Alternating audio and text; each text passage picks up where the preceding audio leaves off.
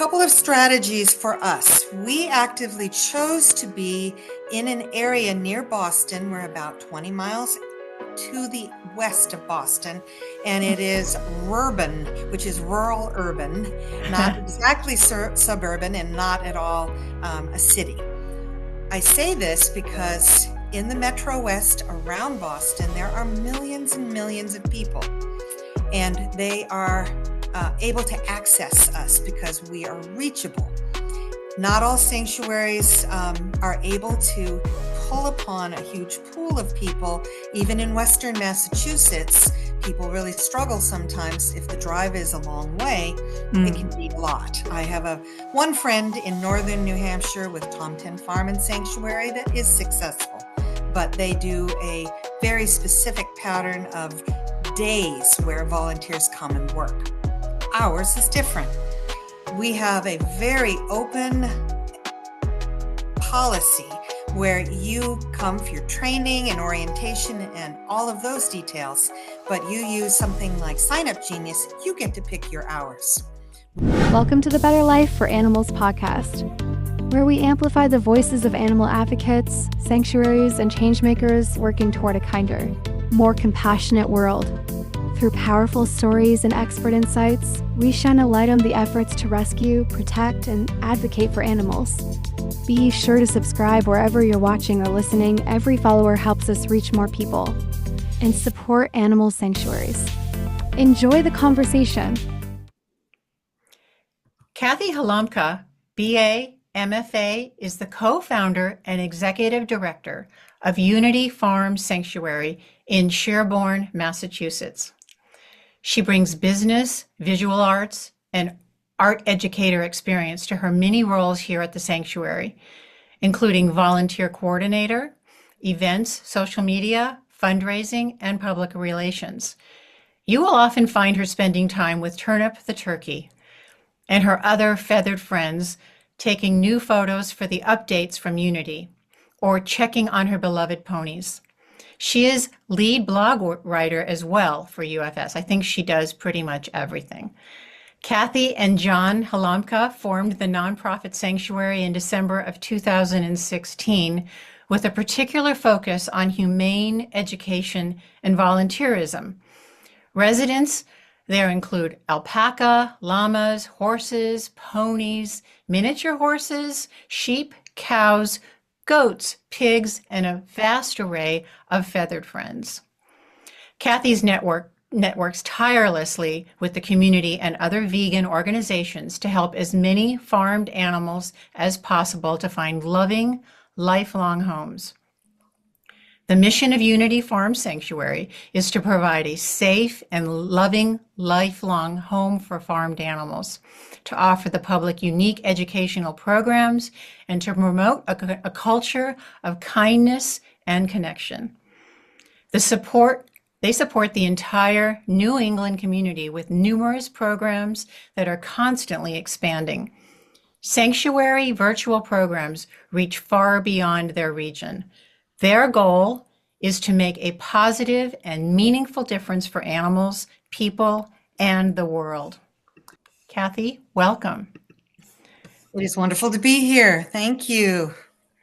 I hear you had a rather tragic event happen today. Would you be comfortable telling us about it?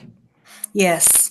So even though I never personally met this wonderful cow, I had two different vegan folks, one educator and one person who is a caretaker, reach out to me with the hope that she could be saved. She was beloved by the students at this particular location, and they were utterly shocked to hear that she would be walked to the slaughterhouse this morning. So last week I worked very hard. I found a vegan sanctuary in New Jersey, a transporter and everything. But by that afternoon, the manager had changed their mind. And no matter what I did in the week after that with actually folks outside of the vegan world willing to purchase her for more than her slaughter weight, the manager never changed their mind, and she went today. So It's very hard to know that you had someone here who was beloved, who adopted all of the orphan calves and was constantly hanging out with the children in this particular setting, to have to go and make a point about the idea of what her real role in the world was to be a product, a something, not someone. And so it's very hard to face that, but we know we can't save everybody. We can try to teach people and open their hearts and minds to the idea that she was someone. And I'm hoping still to this day, as the future unfolds, that she will be able to teach others that she had a purpose beyond just milk. Just milk. Now, on the same day, I had the teeter-totter, you might want to say, of a really positive event. Our second laboratory pig was transported to sanctuary this morning at 6:30, and the lab, by cooperating with us in privacy so that no one knows who they are, no one knows where they are willing to do their very best to allow animals that can be rescued from their lab to go to safe homes. So that is the promise and the commitment I make to them. And this pig now lives with the original first rescue that we coordinated. And they met each other, and they've never lived with other pigs, and they're getting to know each other as we speak. So the light and the dark balance each other, and I hope that wherever she is, that this particular beautiful Jersey cow will know that she was loved. She was loved. Yes, we do have to balance the sad with the uplifting because life does go on, and hopefully we can change that trajectory, but until then we just have to keep trying. I really love what you do, Kathy. Can you tell us how you got inspired to co-found the Unity Farm Sanctuary, and tell us about your story? Sure. So my husband and I met each other back in 1980 at Stanford long ago. We weren't vegan then, but about 20 years ago, I think we're coming up on our 20th year. We both became vegan upon the inspiration of my daughter, who was in middle school. And over time, that just increased when we were able to purchase land and expand what we were doing. We rescued before we officially became a sanctuary, but when we were able to expand our land to the point where we had all the components in place, a mission statement, a plan, the idea around community building, we started the sanctuary back in December of 2016. My husband refers to this as a community benefit startup. So that's the geek doctor side that he has. Even though he's a hospital executive during the day, you find him fixing everything here at night or mucking a stall, you name it. It's all one thing to us. It's creating a day full of positive and meaningful life of service acts. So it's really important to us that we have volunteers that understand that giving of themselves creates something wonderful for them. And so we have on our list right now about 1,300 volunteers. Oh They're my not goodness. all here at the same time, but sometimes they'll come back in the following summer.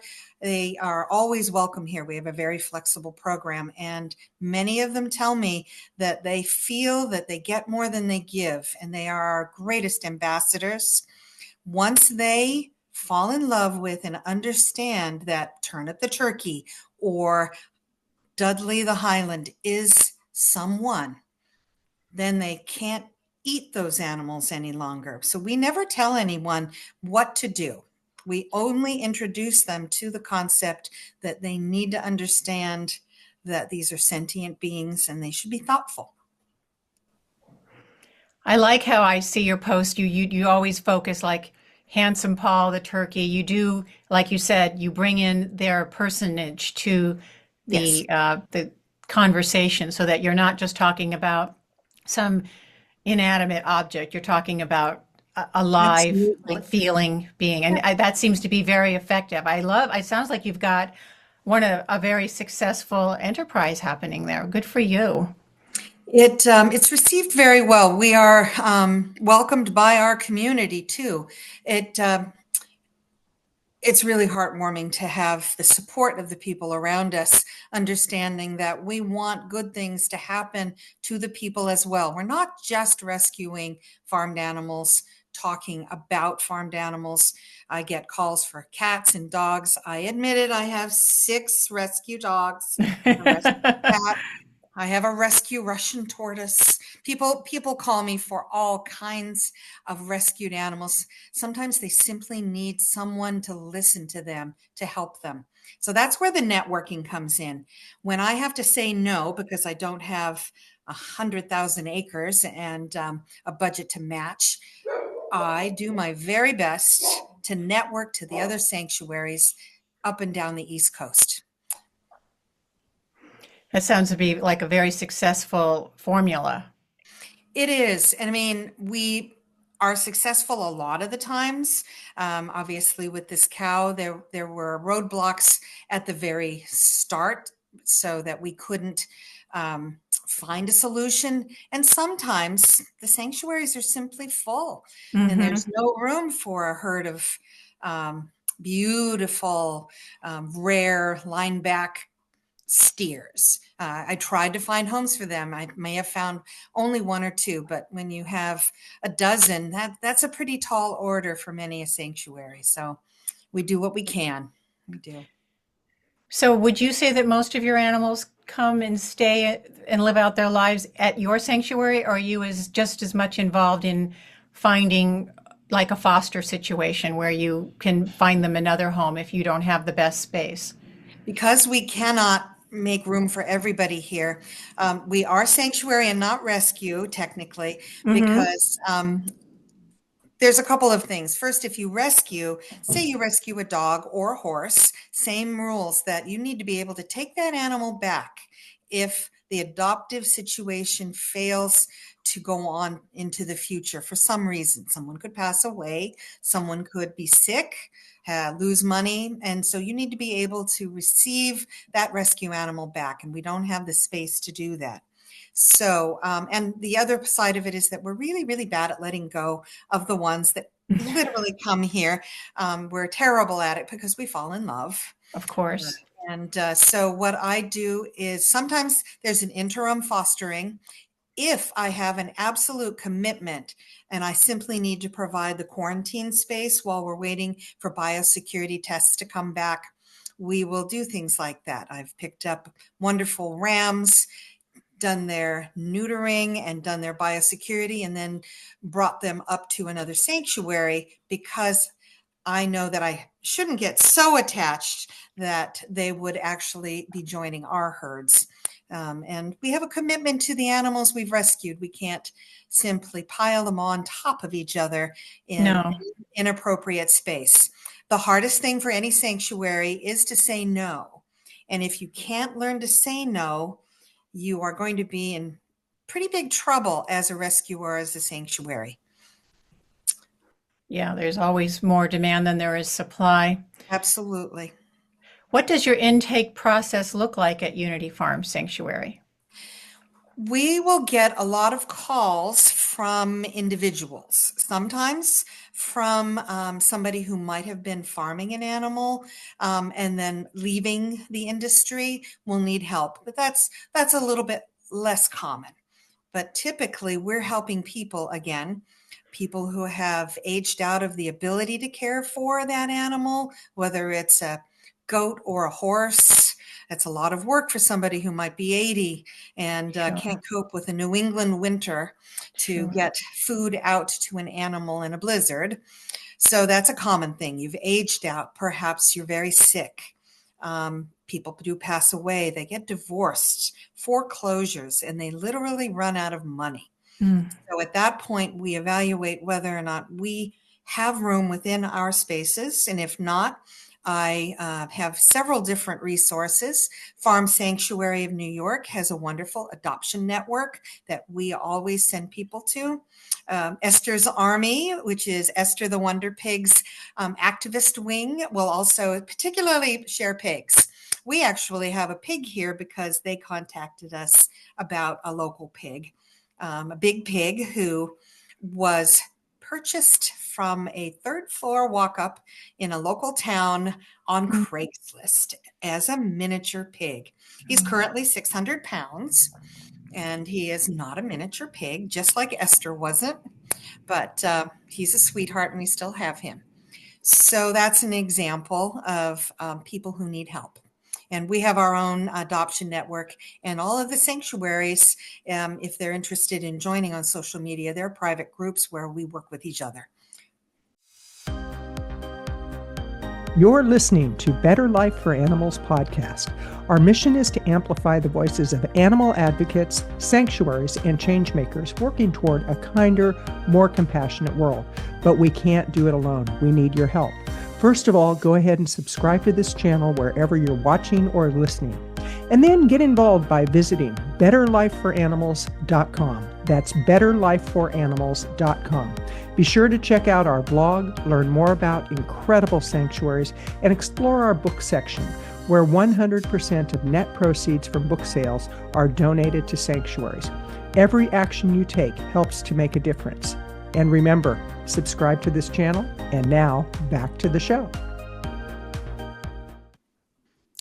If you're just joining us, this is Better Life for Animals, and we're speaking with Kathy Halamka.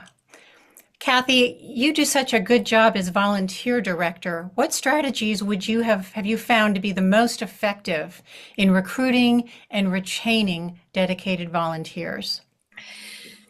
Couple of strategies for us. We actively chose to be in an area near Boston. We're about 20 miles to the west of Boston, and it is rurban, which is rural urban, not exactly suburban and not at all a city.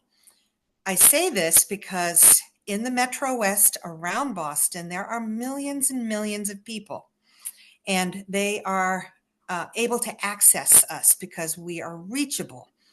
Not all sanctuaries are able to pull upon a huge pool of people. Even in Western Massachusetts, people really struggle sometimes if the drive is a long way. It can be a lot. I have one friend in northern New Hampshire with Tom 10 Farm and Sanctuary that is successful, but they do a very specific pattern of days where volunteers come and work. Ours is different. We have a very open policy where you come for your training and orientation and all of those details, but you use something like Sign Up Genius, you get to pick your hours. We don't ask in advance that you commit to 4 hours a week or 6 months or a certain amount of time. That won't work for some organizations. Sometimes they need a little bit more commitment.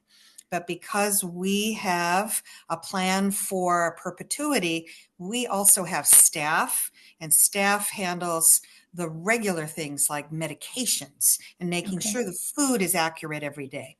So volunteers, if they miss a shift, we can cover that pretty simply.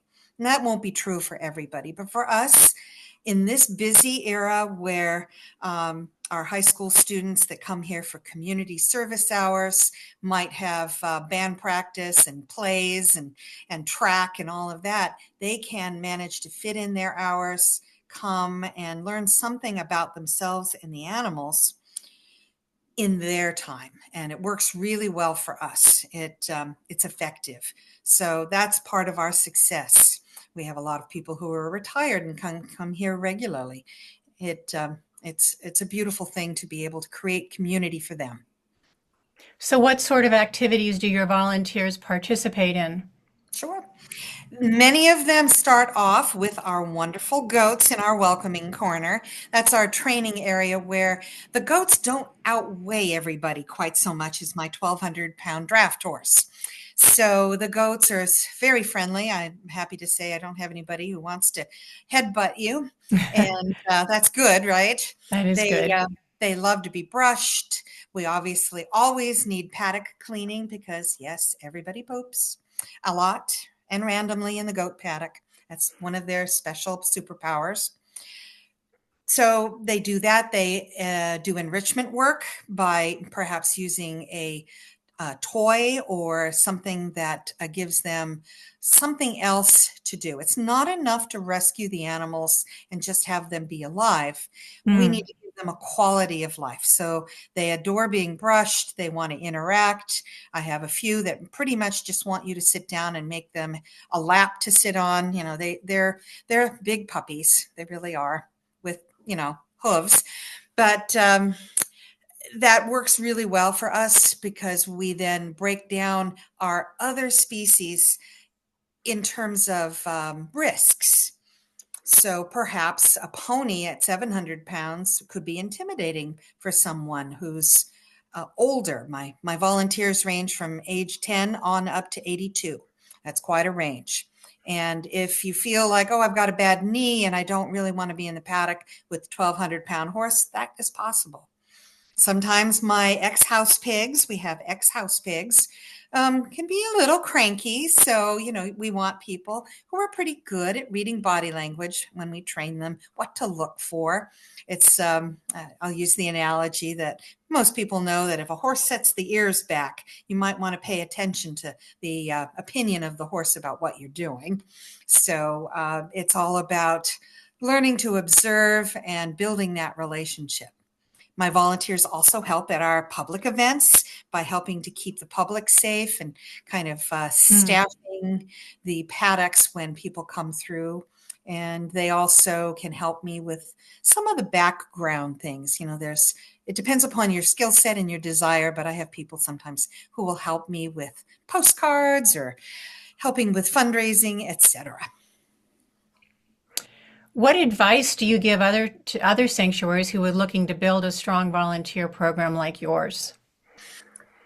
Keep it straightforward, keep it organized. I had another sanctuary that described a very effective thing for them because they needed to count on volunteers to come. And what they did was they don't have a lot of orientations per year, but they cultivate the volunteer through a series of communications before they even come for that first training and orientation.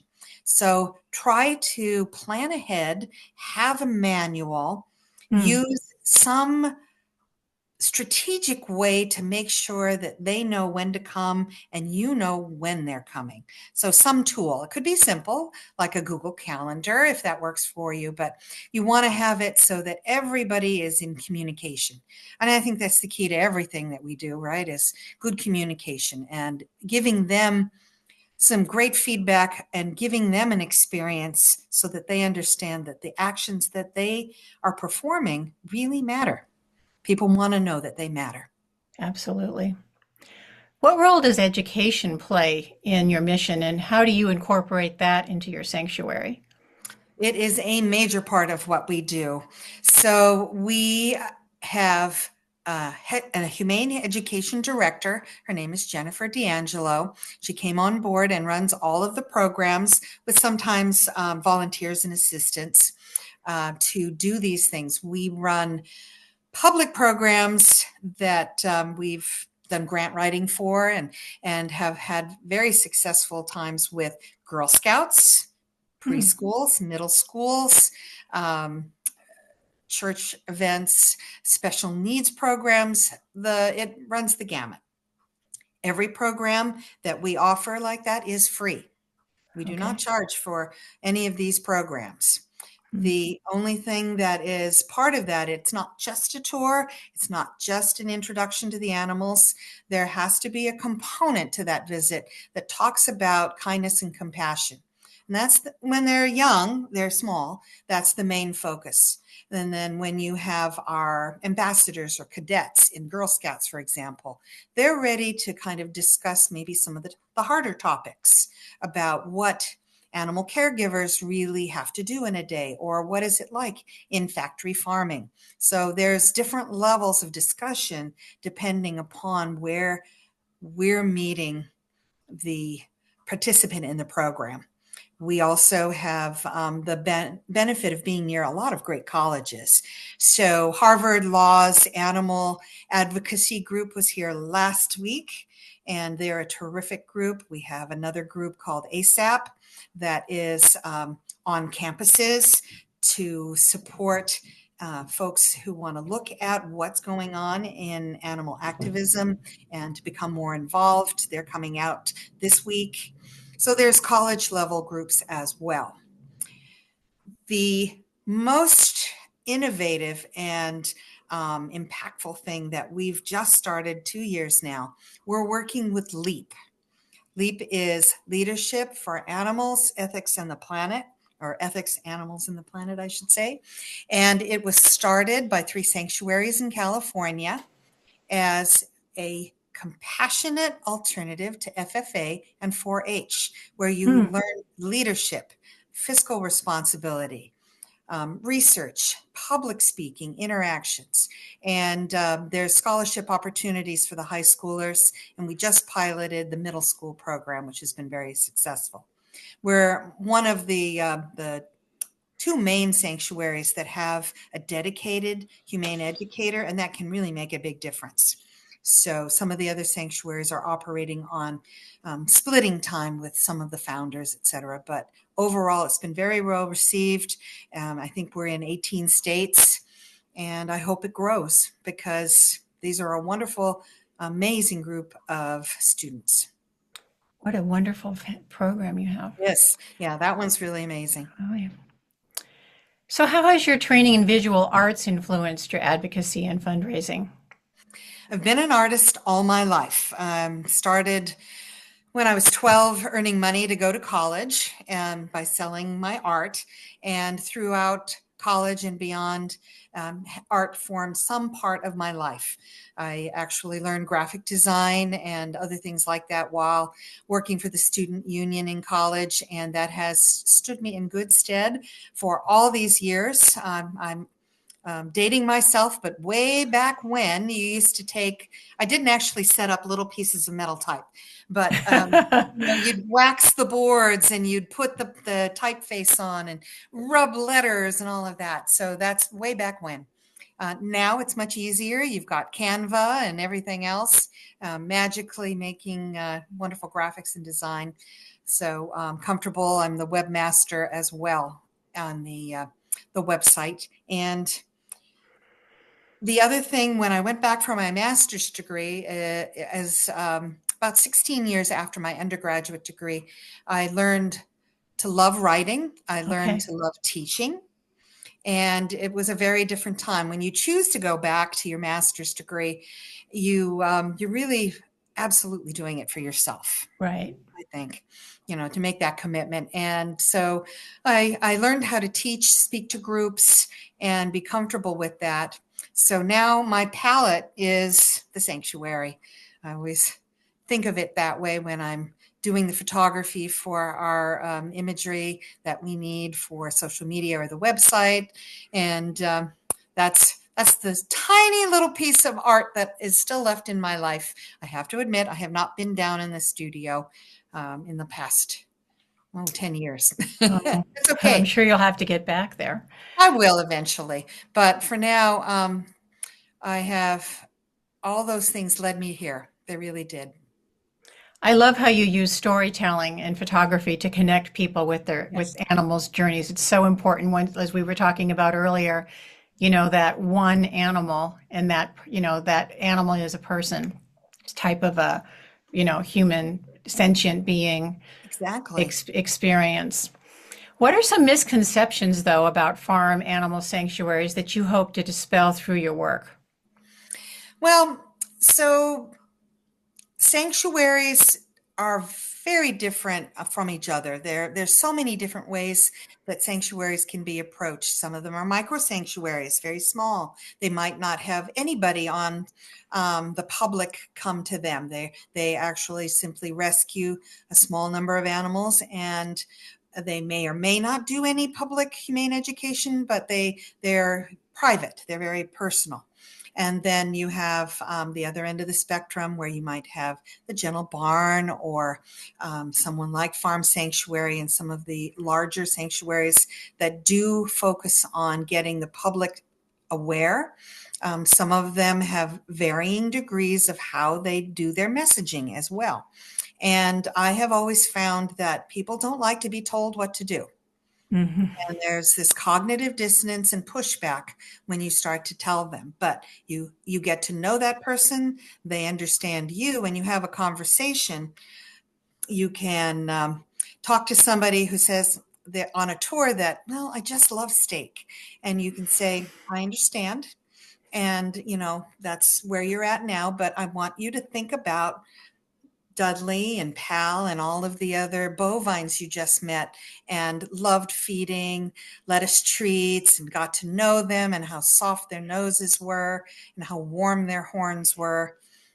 Just think about it. And you plant the seed.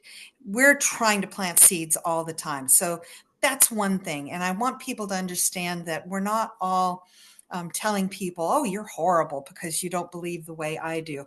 That doesn't really work. I think that we need to recognize that we're all on the journey and we're all in a different part of the journey. And I wasn't vegan all my life. And I think that everybody should have a chance to open their own eyes as best we can. Looking ahead, what are your hopes for the future of Unity Farm Sanctuary and the broader animal welfare movement? Lot of different hopes and dreams. So we're designed to go on into perpetuity. And what I mean by that is that we have been building an endowment fund because I'm 63 this year and some of my mini horses who are just 5 are likely to outlive me. It's possible. I'd like to outlive them potentially, but regardless, I want this to go on long after we've passed. To do that, you have to have people you trust, people who are trained, people who understand how, when we create an operating manual, that is how this space is supposed to run. It isn't going to go and start running a bowling alley, for example. So mission, values, vision are all really clear and very much something that has to be followed for this to be successful in the future. So it's one thing is to have that endowment, but we need to focus on getting some more land in the next 10 years. So that will be another big hope and dream. And we're hoping to pull that together with the community and see if we can't expand. One of the things that is a part of what we do here, we have acreage set aside for public trails, wildlife conservation, and woodland conservation. So it's not just farmed animals. With pro-social education, it's animals, people, and the planet. So we try to combine that in everything we do. So that's part of our dream, And to raise up a whole nother generation of people who want to make things better. I can't wait to get to Massachusetts and check out your sanctuary. I'm looking forward to introducing it to you. I am going to make that happen. Okay. So, how can listeners get involved if they're not local to your area? How can we help you? Well, one thing that I can offer up as something just fun for everybody. On our website, you'll find a little camera symbol at the top, whether you're online or on a browser or on your phone. That little camera symbol will lead you to Meet the Animals. Click on any of those cameras 24/7, and you can see cameras on paddocks with goats and with horses, the cows, and if they're awake and they're in front of the camera, might be blackout, but you can see them if there's enough daylight there, and you can watch their normal and natural interactions with people and their lives and their buddies. Because everybody here is like humans, really, we're a community. their herds, their flocks, and they're happiest that way. So that's a bit of a plus for the people who are too far away to actually visit us. We hope that they follow us through our newsletter or through social media and perhaps support us and become a monthly donor. All of those things have impact and really matter here. If you're nearby, I'm sure hoping to see you at Dudley Fest. That celebrates. Dudley is our big 10-year-old white Scottish Highland with the big shaggy mane and a personality bigger than the state. You know, he's a character, very sweet. But Dudley Fest celebrates his birthday and really everybody's every June when the weather's good. So we like to bring in the public, and we have vegan vendors and all kinds of celebratory things happening. So you could come to that or any tour on the weeks that are warmer. So between March and December, we do weekly public tours that you sign up for. You can't walk through the animal area all by yourself by just dropping by, but you can do our public trails. Those are open, but it's easy to sign up for a tour. This has just been wonderful talking with you, Kathy. Is there anything else you'd like to say as we wind this up? I want everybody to think about what things are in their own power. You know, we're celebrating Earth Day today, and we can all do something. We have it within our power to improve the world, improve our own lives, and improve the lives of animals, wild and farmed. So if you just take a moment to figure out what it is that you're comfortable with doing. It doesn't have to be big, but just taking that first step to do something positive. So, Kathy, what are some of your most effective fundraising campaigns? And be sure and let us know how we can reach out to help you. Well, we are always active on our own website and messaging. We also use social media, but we like to communicate directly with our donors. Our monthly donors are people that really make an impact because they make it possible for us to figure out how to budget for the future. So if you'll talk to pretty much any nonprofit, they'll love monthly donors, and ours are very engaged with us, sometimes directly supporting an individual animal. So within our website, we have many ways to support. We have legacy giving, so that maybe you can't afford to do anything now, but you could leave us in a will or in a bequest that has something that people like to say, well, my executive director 20 years from now is going to bless me for that one. So that one is one possibility. We have lots of wonderful campaigns at the end of the year, Giving Tuesday and more. We work with our donors to have them really understand why it helps. So almost all of this can be found directly on our website, right at the top. In fact, we have some ways to help links as well. So the website is unityfarmsanctuary.org. Very easy. Thank you, Kathy. For those of you who have been listening, we have been speaking with Kathy Halamka of Unity Farm Sanctuary, and this is Better Life for Animals. If you've enjoyed today's show, we would love it if you would subscribe and like us so that we can continue to do more work to help increase better life for animals. Thank you. Thank you so much, Cheryl. Thank you, Kathy. Thank you for joining us on the Better Life for Animals podcast. Together, we can create a world where all beings are treated with dignity, respect, and care.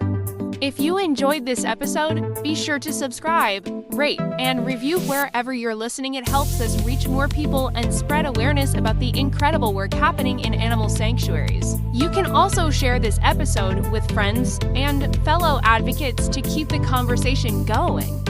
Until next time, keep speaking up, taking action, and making a difference for the animals.